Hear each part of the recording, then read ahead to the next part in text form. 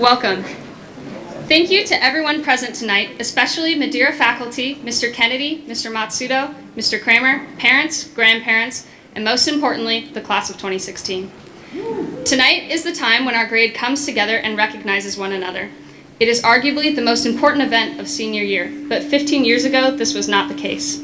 Only 20% of students and very few faculty members showed up. It was a sad way to celebrate a graduating class. Mrs. Hammond, a now retired English teacher from Madeira, saw that Baccalaureate needed to change. She changed the event by offering all the students in the grade a chance to speak at Baccalaureate. It allowed a variety of voices and memories to be shared and heard. Over time, the evening evolved from a traditional service to a contemporary evening that each graduating class is given to mold into whatever shape fits them best. As class vice president, I've gotten to know everyone in the grade, and let me tell you, there are some wonderful individuals speaking tonight. So, without further delay, it is my pleasure to introduce my classmate and good friend, Casey Antonides, to begin this special evening.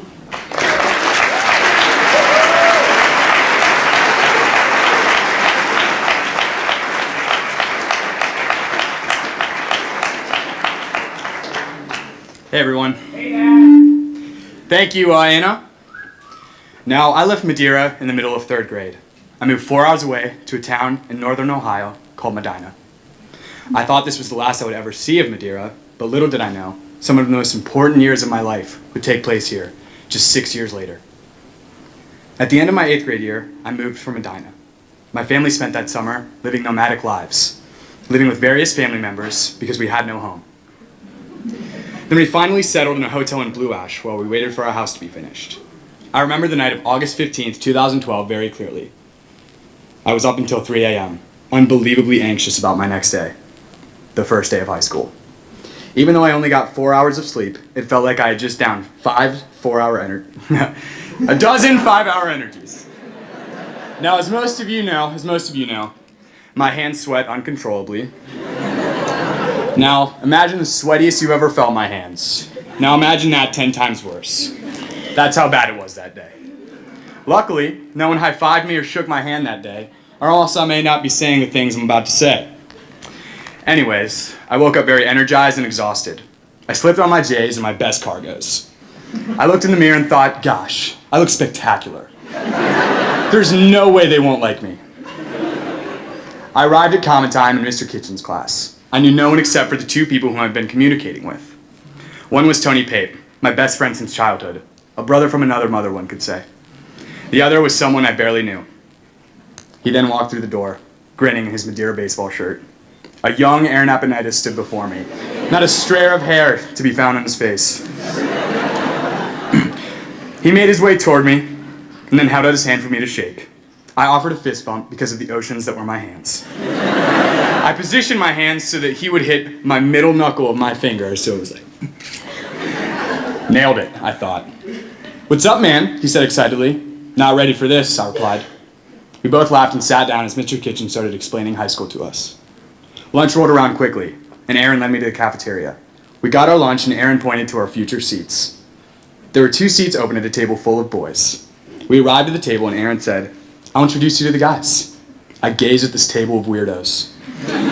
Looking back at me, I see a guy with weird teeth, a kid that can't be older than 10, a boy with earphones in, the hottest Mormon I've ever seen, this crazy boy with a buzz cut, and the freakiest one of all, a pudgy boy with red, freckled face, who had to be wearing mascara. There was no way his eyes could have been that beautiful. It had to be Maybelline.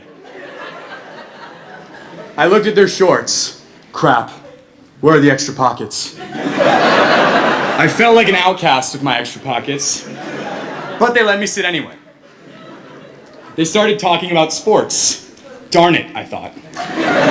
There is no way I'm going to get along with these guys. Now, I hate to admit I'm wrong, almost as much as Cam, but I will be the first to say that I could not have been more wrong, and how happy I am that I was.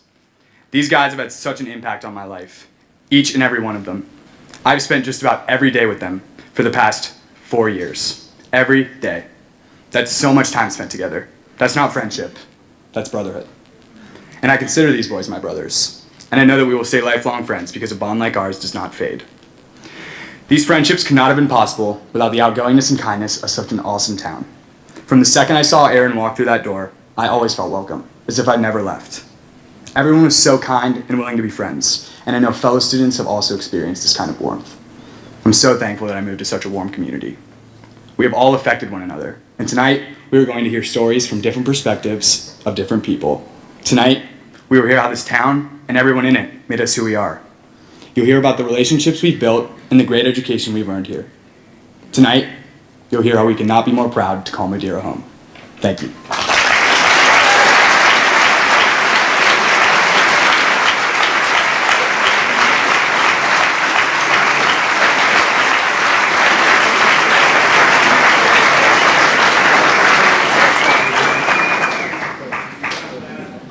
The class of 2016 has accomplished some pretty amazing things. We have 36 seniors who finished with a 4.0 GPA or higher. As a class, we received over $4 million in scholarships. 9 students finished in the top 20 out of hundreds of thousands of students competing in the budget challenge, each winning a $20,000 scholarship. Our marching band participated in state all 4 years, including a unanimous rating in 2013. The choir received a superior rating at state this year. Many of our sport teams were competitive in the CHL, winning titles such as boys basketball, baseball, football, golf, girls soccer, basketball, and volleyball. Our swimming team had an impressive 4 years with Alex Fortman winning state this year in the 100 freestyle. As a class, we have upheld the tradition of Madeira, but there are a lot of people who achieve success outside of Madeira High School. You're about to see 3 individuals share their talents. It's my honor to introduce Anna Tensmeyer, August Bush, and Maeve Hallowell.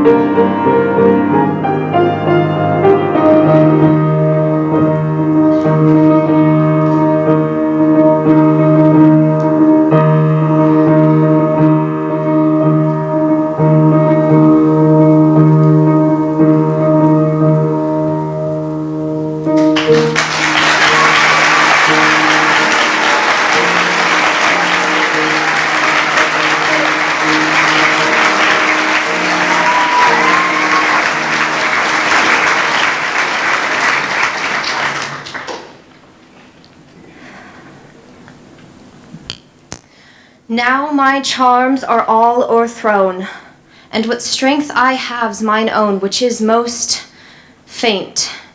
Now 'tis true I must be here confined by you, or sent to Naples. Let me not, since I have my dukedom got, and pardoned the deceiver, dwell in this bare island, but release me from my bands with the help of your good hands. Gentle breath of yours my sails must fill, or else my project fails, which was to please. Now I want spirits to enforce, art to enchant, and my ending is despair, unless I be relieved by prayer, which pierces so that it assaults mercy itself, and frees all faults. As you from crimes would pardoned be, let your indulgence set me free.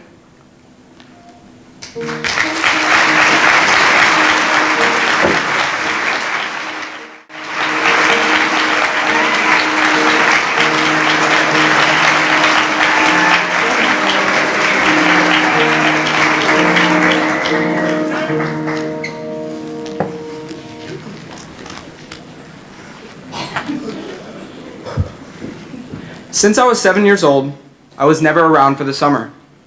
I went to a wilderness tripping camp all the way up in International Falls, Minnesota. Last year was my 10th year up at Camp Kuching. That's 10 summers in a row without ever being home and really getting a chance to enjoy summer. Most of you are probably still thinking, what the heck is a wilderness tripping camp? That's a great question. For long periods of time, depending on your age, you and other kids in your age group will venture off into the Canadian wilderness for canoe trips that will test your character and resilience. The pinnacle of my tripping experience came in the heart of my high school career. During the summer between my sophomore and junior year, when I was only 16. It was my turn to go on what is known as the Big Trip. The Big Trip gets its name because it consists of 500 miles in a canoe, starting on southern Indian Lake, all the way up in the boundary waters of Canada. It comes to an end 21 days later on the Seal River Delta, a short boat ride from Churchill, Manitoba, in the Arctic Circle, better known as the polar bear capital of the world. On our last day on the Seal River Delta, I felt more accomplished than ever. I had finished one of the hardest challenges of my life, second only to Mr. Unger's Algebra 2 class. The last night on the Delta, all of us stayed up to watch the northern lights in full swing, even bearing cold temperatures in order to experience this phenomenon in person. I consider the guys I was on this trip with to be some of my best friends. The special thing about all of us is we are all from different parts of the country and only get to see each other for 2 months out of the long year. On this night, we all sat and watched the lights do their dance and enjoyed peanut butter and jelly. We told stories from back home about going to the pool with friends, pulling pranks on teachers, or even how you had your first kiss on Halloween in your friend's driveway. I went to bed that night thinking of home while being curled up in my sleeping bag due to the below freezing temperatures, even though it was August. The next morning, I was shaken awake and told to be quiet with a hand over my mouth. For those of you who had never been abruptly awakened with a hand over your mouth, let me just tell you, it's not your ideal way to start your day in bear country. It was the last day. We were supposed to be picked up and taken back to civilization. What could stand in our way? As I was instructed to open the tent door slowly, I looked out, and there it was. In the heart of polar bear country, what could you guess? The biggest bear I had ever laid eyes on. 20 feet away from our tent, we watched it pick up his enormous dinner plate-sized paws and smash what we call a wanigan, which is where we store our food.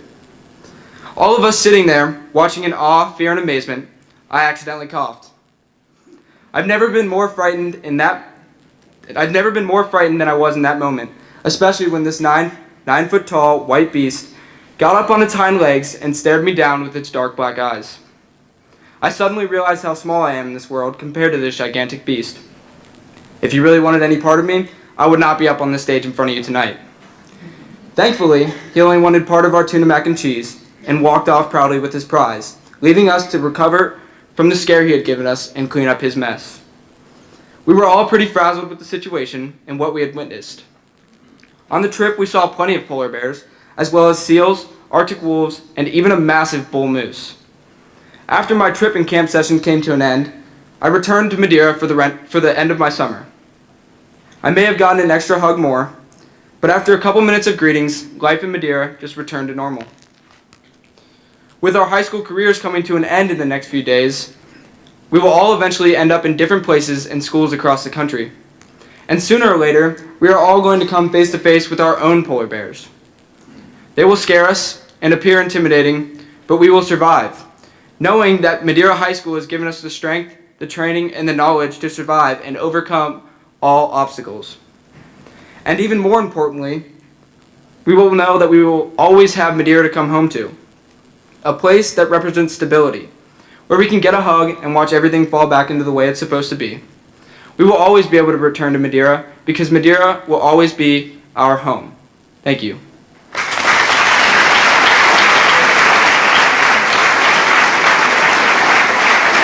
It's now my pleasure to introduce Miss Carly Shea.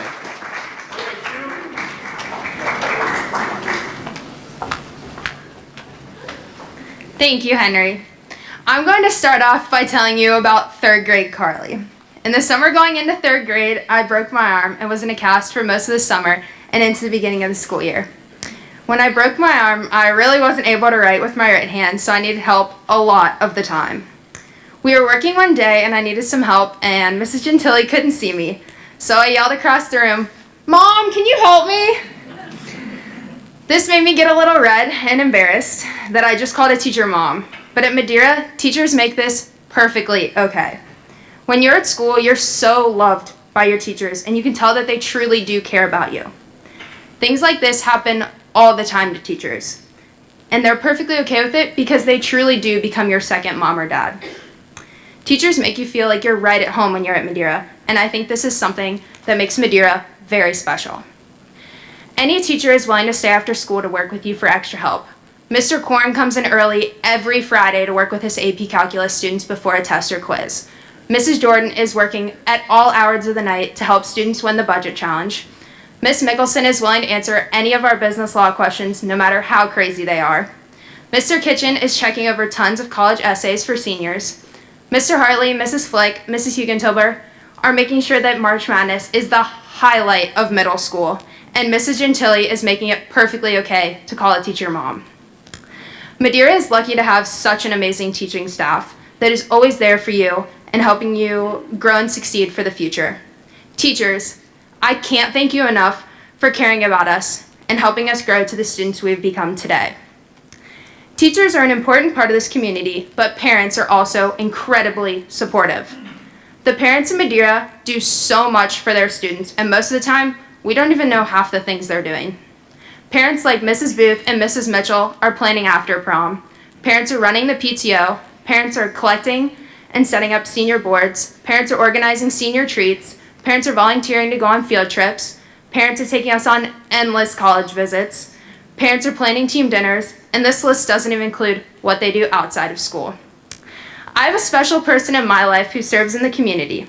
He is currently the school board president, has previously served RMS, was a 4-year trustee of the foundation, has helped out with an endless number of school fundraisers, and works at After Prom, and most importantly, he's my dad. My dad has helped out in many different ways around the community, and this has truly inspired the residents, including myself. He has been so involved over the past couple years that it has really made me realize how important this community is to us, and how it's changed the way my sister and I grew up. All the parents and teachers have inspired us in some way. With my dad being so involved, I have personally been influenced. Seeing my dad so involved made me want to get involved in something bigger than Madeira. This was Unified for Uganda, a club that raises money for students to go to school in Uganda. I see our parents and teachers give back to the students, families in need, and people outside of the community. It's what inspired us to give back and make Madeira a better place. We have 11 seniors graduating with over 150 service hours. People who are starting clubs to give back to local charities, and we can thank our parents and teachers for this. They're the ones who have taught us to give back to the community in many different ways. Without my parents, teachers, and friends, I would have grown up a completely different person, and I can't thank everyone in Madeira enough. Growing up in a small town is something I'm going to miss. Now we're all moving on to different schools, different states, and we're going to call new places home. Just remember that there will always be a small town in Ohio called Madeira, and you can come back, and I'm sure that same feel of community will be here whenever you do.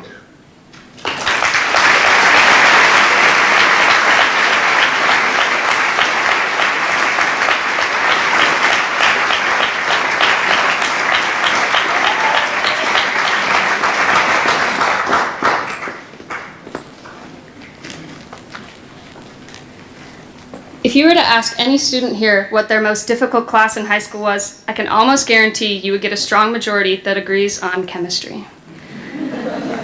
But behind this difficult course is an extraordinary teacher with great passion for his subject and for his students.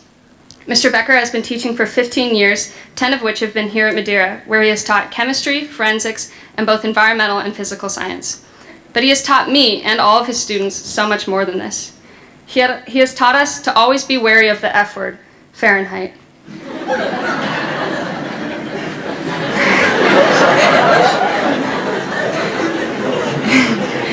He has taught us that units really can be a man's best friend. And he has taught us that sometimes the coolest parties happen in a chemistry lab with lots of poorly stitched mole stuffed animals on October 23rd. Mr. Becker always has a cheerful smile and a chemistry joke ready for you, even though he spends 8 hours a day in the most depressingly small and cold classroom in the district. His positive attitude and passion for his work has left a great impact on our whole class, as it has certainly left a great impact on me. It's with great pleasure that I introduce to you Mr. Becker.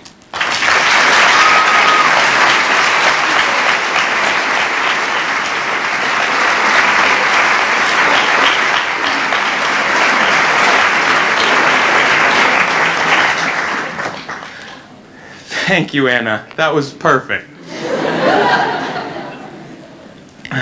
Mr. Kramer, Mr. Matsudo, Mr. Kennedy, President Shea, class officers, and graduates of class of 2016. It is a complete honor to have the opportunity to speak to you today and to be invited to address you.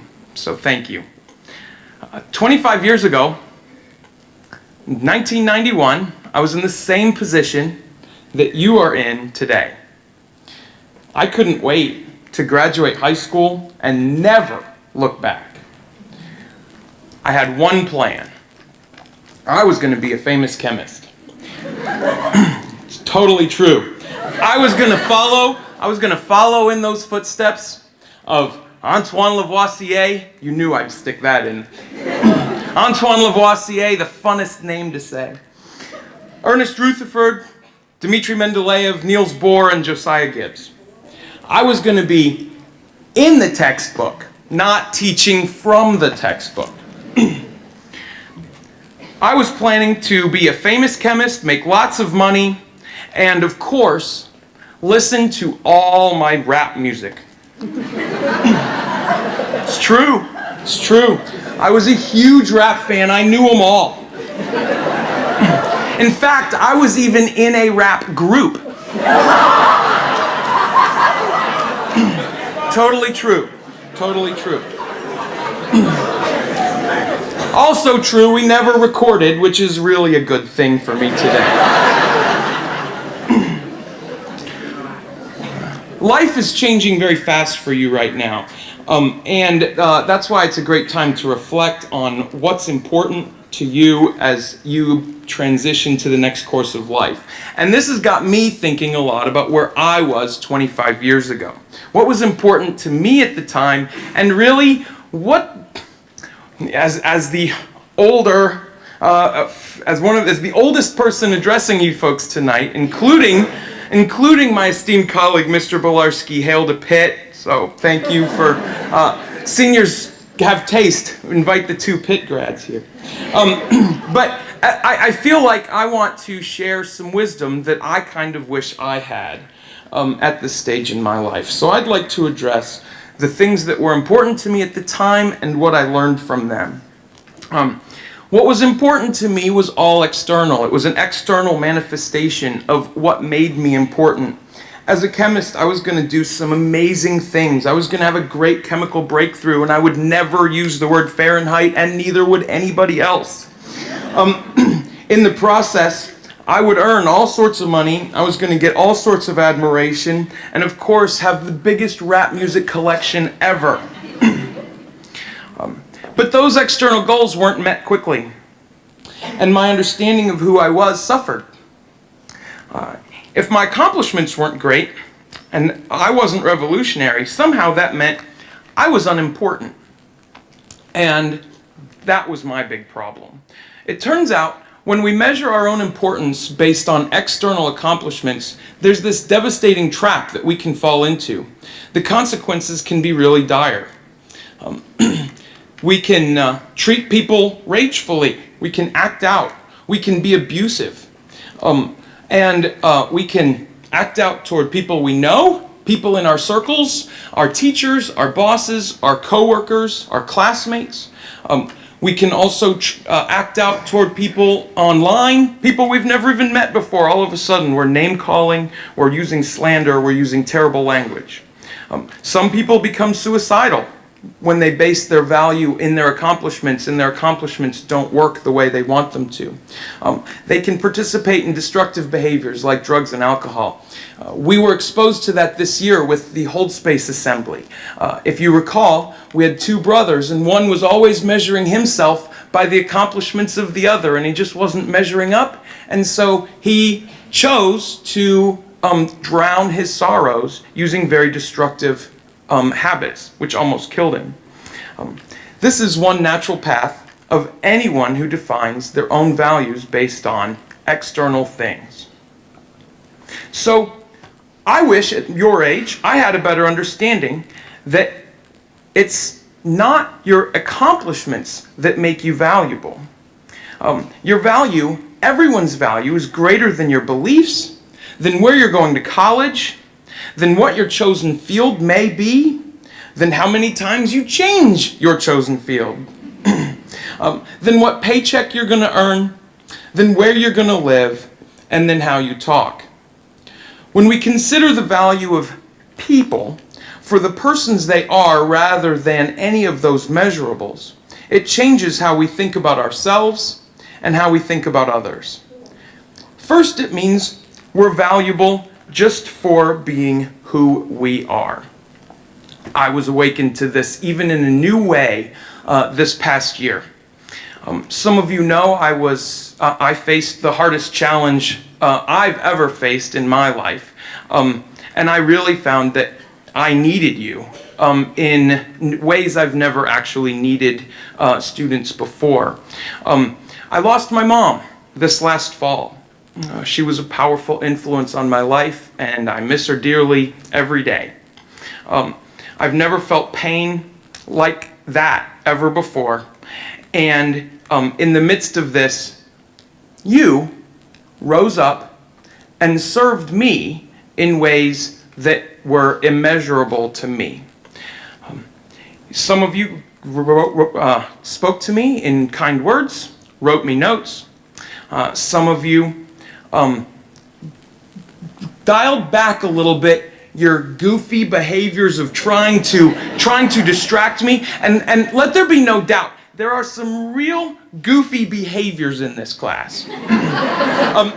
It's like a sport of trying to get the teacher to talk about something completely irrelevant.